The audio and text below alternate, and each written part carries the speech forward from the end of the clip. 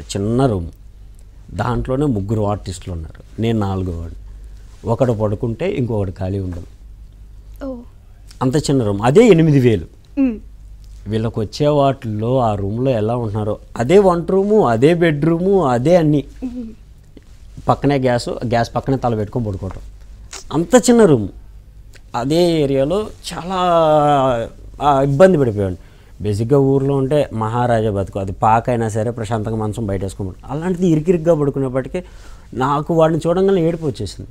ఇంత కష్టపడుతున్నాడు చెప్పుకోలేకపోతున్నాడు. ఇంటికాడ అంటే హ్యాపీగా చూసుకునేవాడిని. నేను కింద, నాకు బెడ్ అలవాట్లేదు, కింద ఎవరు. వాడి కోసం సపరేట్గా టేక్ మంచం చేయించేవాడు మా నాన్న. ఫ్యాన్ వాడికే పెట్టేవాడు.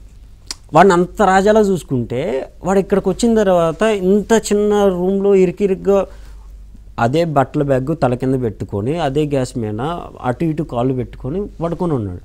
నాకేం అర్థం కాల. ఇంత కష్టపడి నువ్వు ఇక్కడికి పంపించింది, నువ్వు హ్యాపీగా ఉన్నావు అనుకున్నా, బట్ ఇలా ఏంటి అని అంటే డబ్బులు. ఆర్టిస్ట్ లైఫ్ అంత ఈజీగా ఉండదు. నాకు అప్పుడు అర్థమైంది, బాగా గ్రేటరా స్వామి మీరందరూ అని. ఒక 1 year 2 years చాలా కష్టపడ్డాం. లిటరలీ ఎంతనంటే 30 రూపీస్ ఉన్నాయి పేమెంట్లు పడలా. తెల్లారి 6:30 కల్లా షూట్లో ఉండాలి. మా ఇద్దరికి జోడీ ఓకే అన్నారు, మీ ఇద్దరు జోడీ చేసేసుకోండి అని అన్నారు. వెళ్ళిపోయిన తర్వాత 30 రూపీస్ ఉన్నాయి, ఛార్జెస్ లేవు. వెళ్తే ఛార్జెస్కి అక్కడ షూట్కి వెళ్ళిన తర్వాత కన్వీనియన్స్ ఇస్తారు, ఆ కన్వీనియన్స్తో రిటర్న్ రావచ్చు. షూట్కి వెళ్ళటానికే ఛార్జెస్ ఉన్నాయి. ఒకవేళ కన్వీనియన్స్ ఈ రోజు కదా రేపు ఇస్తాను అని అంటే పరిస్థితి ఏంటి, ఏం చేయాలో అర్థం. అప్పుడు షూట్ అయిపోయేప్పటికీ 10, 11 అయిపోయేది. ఆ టైంలో ఆటోలు దొరకవు, ఏం చేయాలో అర్థం కాక 10 రూపీస్తో అటుకెళ్ళి కొనుక్కున్నాం. బనానాస్ కొనుక్కొని చెర్రెండు తినుక్కుంటా నడుచుకుంటూ వెళ్ళిపోయాం. ఎన్ని కిలోమీటర్లు అవి కూడా? 8 కిలోమీటర్స్.